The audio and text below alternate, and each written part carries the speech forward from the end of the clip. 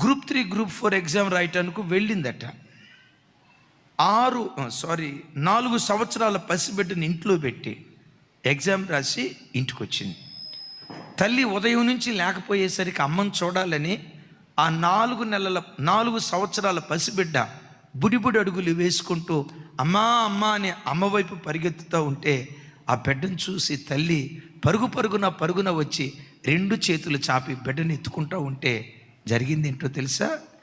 తల్లి అలా ఎత్తుకుంటూ ఉంటే 4 సంవత్సరాల చిన్న బిడ్డ ఆ తల్లి ఒడిలో హార్ట్ అటాక్ వచ్చి తల్లి ఒడిలోనే చచ్చిపోయిందటండి. ఎంత అనుకున్నారు వయసు?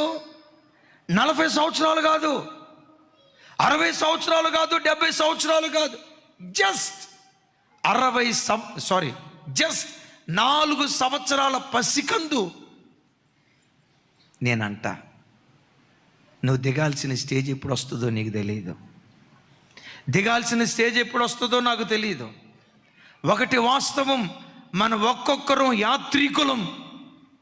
ఈ యాత్ర ముగించిన తర్వాత దేవుని ఎదుట నిలవబడినప్పుడు దేవుడు అడుగుతాడు, యాత్ర చేసిన సంవత్సరాలన్నీ, నువ్వు జీవించిన సంవత్సరాలన్నీ.